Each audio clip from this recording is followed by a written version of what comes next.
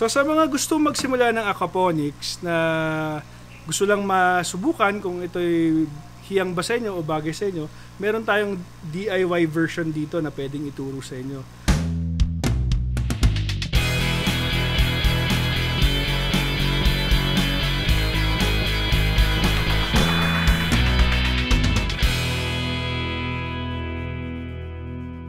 So yung DIY version natin, gumagamit siya ng mga crate. Itong mga crate na to, mabibili lamang sa inyo mga hardware, no? Meron tayong crate dito na walang butas, silyado. Meron din naman tayong crate dito na vented o may butas. Tapos naglagari tayo dito, no? Gumamit tayo ng hacksaw o lagaring bakal. Katulad nito. Yan. Nilagari natin, no? Nilagari natin to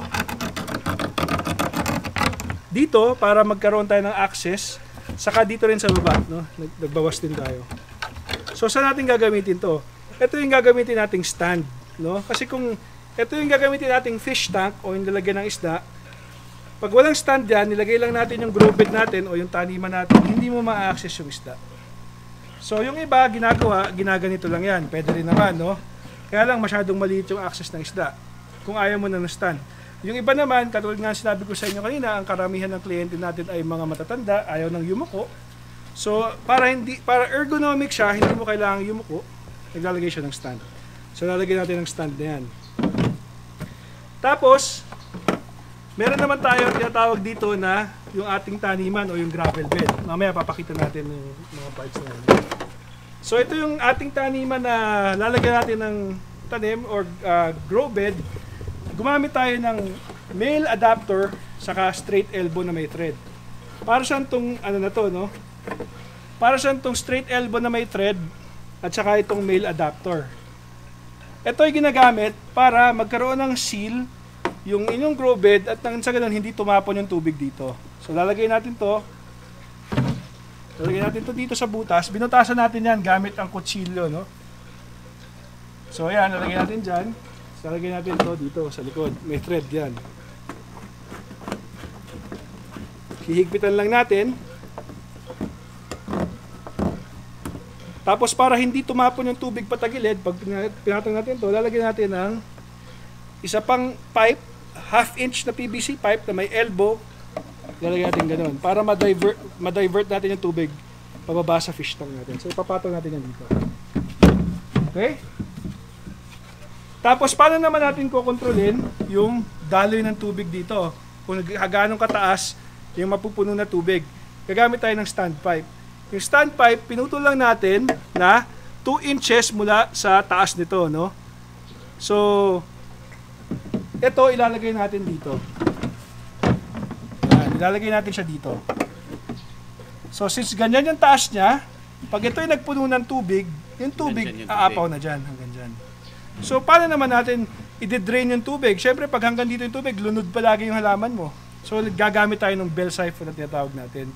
Yung bell siphon natin, simple lang ang disenyo nito. 2-inch pipe lang to na may end cap, tapos may breather hole sa baba.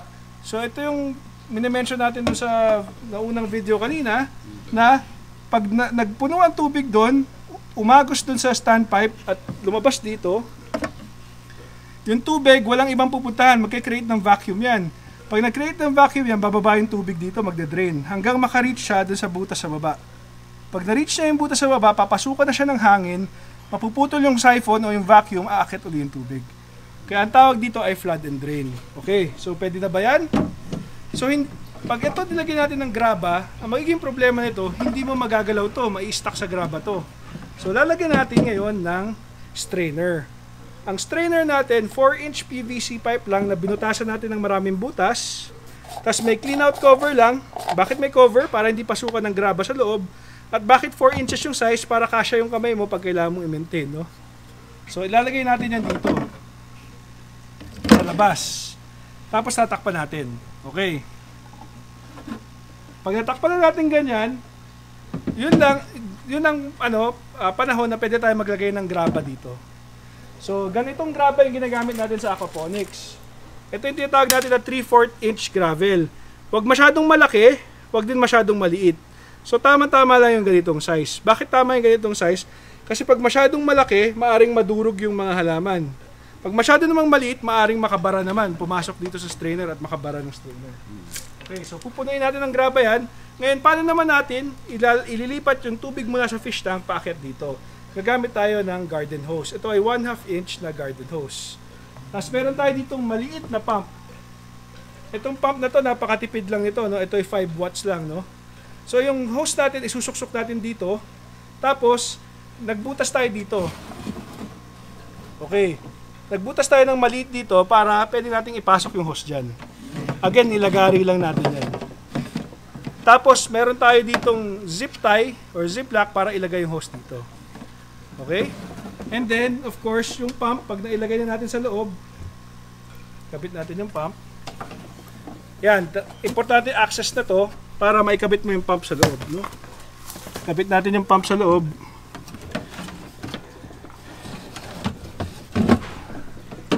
Okay? Tapos, maaari na natin itong lagyan ng tubig. Tapos, isaksak sa kuryente. Ilang fish? Okay. So, itong ating sistema na to ay dinisenyo natin para sa mga gusto magsimula o gusto maging hobby ang aquaponics. Dito makakapaglagay ka ng 1 o 2 fully grown na tilapia, no? So, harvest size na yan, mga 300 grams. Yun lang ang capacity ito kasi maliit lang yung kanyang growing. Ano. Dito naman sa taas, makakapaglagay ka ng 6 na lechugas. 6 na ulo na lechugas. Tapos, ano na yun, no? Magre-recirculate lang yung tubig na yun, no? Hanggang maka-harvest ka. No? So, ito ay tinatawag natin na create kit, no? Dahil mga crate siya. No? Saan mo i-place to? Ito ilalagay mo sa isang lugar na maaraw. Pwede sa balcony, na kung naka-condominium ka. Pwede sa condo to. Or pwede naman sa inyong garahe kung may konting araw na may araw sa inyong garahe, pwede niyo ilagay. Direct sunlight? Depende sa tanim mo. Kung ang tanim mo ay lechugas, mas gusto niya yung medyo maaraw na konti.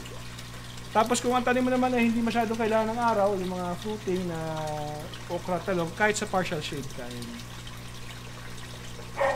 Pero again, ito ay ano lang, no? Ito ay maliit lamang panimula, no? Para lang matry niyo just to feel. Just to get your feet wet, no? So, in-encourage ko kayo na subukan ito para makita nyo, no, na kahit wala kang green thumb, makakapagpatubo ka ng Martin, magkano to? Kung ito ay bibili nyo sa hardware, siguro ito ay 500 pesos, 500 pesos, 500 pesos. So 1.5. Yung ating pump nasa 700 pesos. Yung ating mga plumbing, other 500 pesos. So siguro sabihin natin nasa 3,000 pesos. No? Pero kung bibili nyo sa amin to, ito ay nasa 5,500. Kasi syempre may labor na yan. Saka may basic training din. No? Ito yung natin, demonstration setup para sa bell siphon. So, ang bell siphon natin, meron tayong clear standpipe para makita natin yung nangyayari sa loob. Yung standpipe, siya yung nagdidikta ng level ng tubig. Kung anong height ng standpipe natin, yun din yung height ng kung saan magde-drain yung ating grow bed. Hanggang ngayon, tumataas siya. Yan, tumataas siya ngayon. Wala pang tumatapon. So, lakasan natin para for the sake of demonstration, mabilis siya magpuno. No? Yan. So, yan na, malapit na siya mag-spill. Kung normal na floating raft lang, yung nakikita natin dyan, yung styrofoam. Wala na tayong bell siphon, wala tayong bell. Ito kaya tinawag na bell, para siyang bell eh. Oh. Wala lang siya nung nasa loob na ano. Silyado siya sa taas, tapos may breather hole siya sa baba. So, pag normal na floating raft, yung DWC na nakita nyo, walang bell, standpipe lang, lalagyan lang natin ng styrofoam raft. So again, floating lang siya dyan, no? Kung ano man ang height nung ating standpipe, dun lang lulutang yan, no? Okay. So, yung floating raft, bakit natin ginawang raft? Bakit hindi lang natin ginawang solid na ganito, for example? Ba't di na lang nilagyan ng butas yan, tapos nilagay yung net pot? Ang problema kasi doon, kapag bumaba yung tubig masyado, mababa yung level ng tubig, hindi na maaabot ng ugat, no? So kaya natin ginawang floating raft para kung bumaba man yung tubig, bumaba man ang level ng tubig, sasabay yung net pot natin. Yung net pot natin, pasulang siya na may mga butas, no? Tapos pumice nilalagay natin sa loob ng net pot. So pumice nilalagay natin dito. Yan, tapos tinutusok lang natin dito. So kaya naman hindi nalulunod yung halaman, may nilalagay tayong air stone dito, no? So mamaya may air stone doon yung gusto nyo makita. Tapos kung gusto naman natin gawin siyang flood and drain grow bed, lalagyan natin ng bell. Ito yung tinatawag natin bell. Kaya siya tinawag na bell para siyang kalembang, silyado sa taas, may breather hole sa baba para pag umabot na yung tubig dyan, hindi na makakahigop ng tubig, makakahigop na siya ng hangin, maka-cut off yung siphon, mag-refill na. Papakita natin actual. So ilalagay natin ganyan yan dyan, no? Sinahan natin konti yung tubig. Yan. So makikita natin, nagkakaroon na siya ng vacuum. Medyo bumigat na to, no? Nagkakaroon na ng paghigop. So yun, nakikita natin bumababa yung tubig, oh. Bumababa yung level ng tubig. Kanina nandito yan. Ngayon bumababa siya. So yan ang silbi ng bell siphon natin. Yung nakita natin kanina doon yung orange, no? So ito yung actual na bell siphon natin dito. Meron tayong bell siphon. Yan. So, ito yung bigger version nito. Ito see-through for demonstration purposes. Yan, pag nagtuturo kasi tayo, ginagamit natin itong mock-up setup ito. So, ang ugat ng halaman hindi nalulunod. Kung ang bato mo, ang graba mo nandito, yung halaman nandito, hindi siya malulunod kasi nakakahinga yung ugat niya. Tapos yun, malapit na niyang ma-reach yung yung breather hole sa baba. Makikita mo, hihigop siya ng hihigop siya ng hangin, no? So yan, pag nahigop yung hangin, makikita mo, may tunog yan na parang dumighay, parang yung flash ng toilet, yung gano'n. Ibig sabihin nun, ma-cut off na yung siphon, babalik siya sa fill cycle na. Yun na, humigop na ng hangin, no?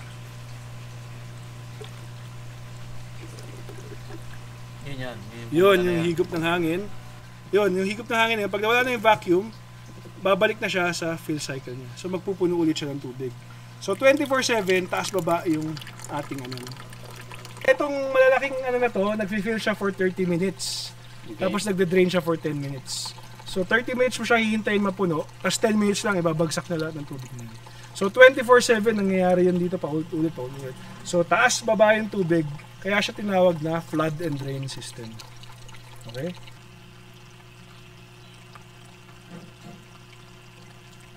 So dinidrain nyo rito, pinupuno nyo rito. Pinupuno nyo dyan. So ito bumababa yung level.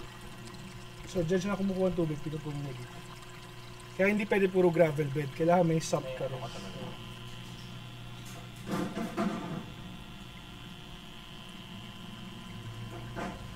Kaya na, marireach na yung standpipe, bubulusok na pababa. Yung bulusok na yun, yun yung nag-create ng vacuum para mahigop lahat.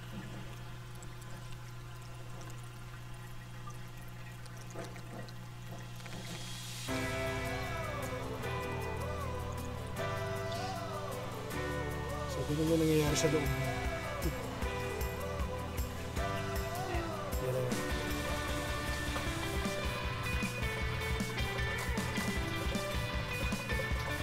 Simple device, no moving parts. Yan yung nagpo-provide ng aeration.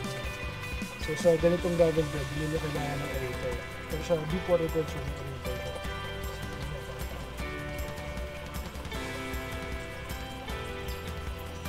Pero hindi lahat gumagamit ng gravel bed kasi more on siya backyard usage. Pag commercial, karamihan rin. Mas mabilis kasi yung turnover nitong styrofoam. Dito may hirap katanggal nito. So malapit na siya mag-cut off pag na-reach yung breather hole sa baba.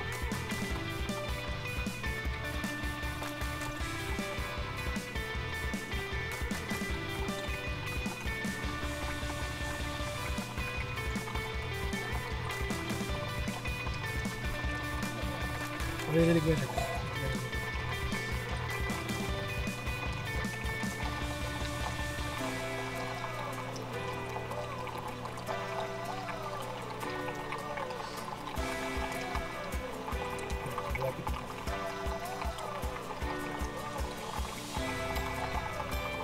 I-feel na siya ulit.